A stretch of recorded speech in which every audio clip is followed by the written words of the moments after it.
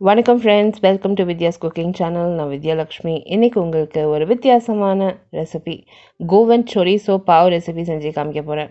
எனக்கு ஒரிஜினல் கோவன் பாவெல்லாம் கிடைக்கல, பட் நான் வந்து டோஸ்ட் மேலே நம்ம ரெகுலர் பாவ் பன்ஸில் வந்து இந்த சொரிசோ மசாலா வச்சு நான் சர்வ் பண்ணியிருக்கேன். ஆனால் this is a must try recipe if you enjoy போர்க். இந்த ரெசிபிக்கு தேவையான பொருட்களெல்லாம் எடுத்து ரெடி பண்ணி வச்சுருக்கேன். இங்கே பார்த்தீங்கன்னா நான் போர்க் சொரிசோ யூஸ் பண்ண போகிறேன். இது ஒரிஜினல் கோவன் போர்க் சொரிசோ. இது வந்து இங்கே ஒரு லோக்கல் சர்ச்சில் வந்து நான் வாங்கினேன். ரொம்பவே நல்லா இருந்தது, டேஸ்ட் எனக்கு ரொம்ப பிடிச்சிது. இந்த கோவன் போர்க் சொரிசோ எல்லாம் வந்து நான் தான் சாப்பிடுவேன் வீட்டில், மீதி பெரிய யாரும் சாப்பிட்றதில்ல. ஸோ எனக்கு ரொம்ப பிடிக்கும் இந்த டேஸ்ட்டு. இங்கே வந்து நீங்கள் தக்காளி, வெங்காயம், பச்சை மிளகா பொடியாக நறுக்கி எடுத்துக்கணும். மிளகாய்த்தூள், மல்லித்தூள், மஞ்சள் பொடி எடுத்துக்கணும். இன்கேஸ் போர்க் சொரிசோ உங்களுக்கு பிடிக்கலனா நீங்கள் சிக்கன் சொரிசோ யூஸ் பண்ணலாம். ரொம்ப ஈஸியாக அவைலபிளாக இருக்குது மார்க்கெட்டில், சூப்பர் மார்க்கெட்ஸ்லாம் இருக்குது. அது ஒரு ஃப்ளேவர் அண்ட் டேஸ்ட் நல்லா ஸ்மோக்கியாக நல்லாயிருக்கும். ஒரு 2 டம்ளர் அளவுக்கு தண்ணியை கொதிக்க விட்டுருக்கேன் கடாயில்.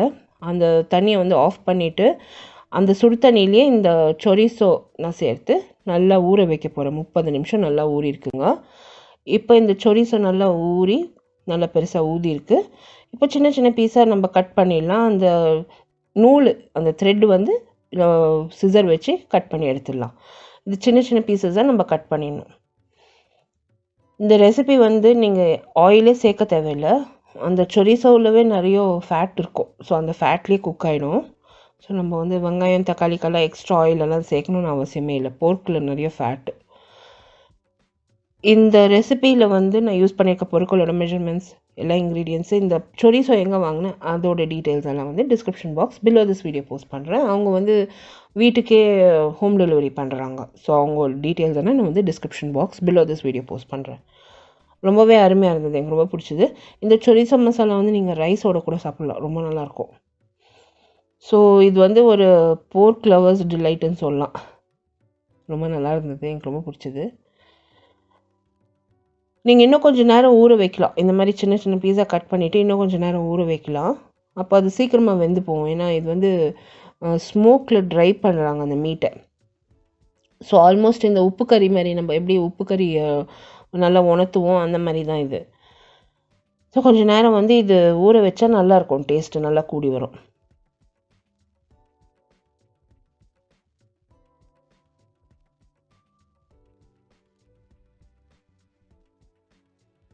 ஸோ இப்போ இந்த நூலெல்லாம் எடுத்துட்டாங்க.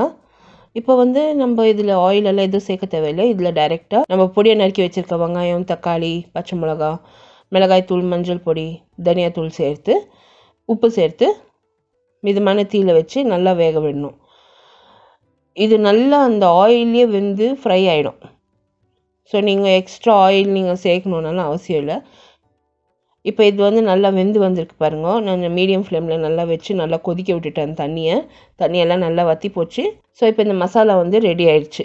நான் அந்த மசாலா ஃப்ரை பண்ணும்போதே நல்லா ஸ்பூன் வச்சு அமுக்கி அந்த சொரிசோவை நல்லா கரைச்சி விட்டுட்டேன் அந்த மசாலாலேயே. ஸோ அது நல்லா டேஸ்ட்டாக நல்லாயிருக்கும். சின்ன சின்ன பீஸு சொரிசோ அங்கங்கே கிடைக்கும் நம்மளுக்கு சாப்பிட்றதுக்கு, ரொம்ப டேஸ்டியாக நல்லாயிருக்கும். ஸோ இப்போ இந்த மசாலா ரெடி. இப்போ நீங்கள் வந்து இதில் நீங்கள் பாவில் ஸ்டஃப் பண்ணிவிட்டு சர்வ் பண்ணலாம். அப்படியே நீங்கள் ஃப்ரைட் ரைஸ் கூட ரொம்ப நல்லாயிருக்கும். ஸோ கண்டிப்பாக ட்ரை பண்ணுங்கள். இன்கேஸ் உங்களுக்கு போர்க் சொரிசோ பிடிக்கல, உங்களுக்கு வேணாம் போர்க் சொரிசோன்னா, நீங்கள் வந்து சிக்கன் சொரிசோவில் நீங்கள் இந்த ரெசிபி ட்ரை பண்ணலாம், ரொம்ப நல்லாயிருக்கும்.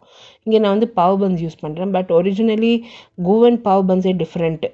நம்மளுக்கு வந்து இதுதான் நம்ம ரெகுலராக இங்கே சூப்பர் மார்க்கெட்லாம் கிடைக்கிறது. ஸோ அந்த பாவ் பன் நான் யூஸ் பண்ணுறேன்.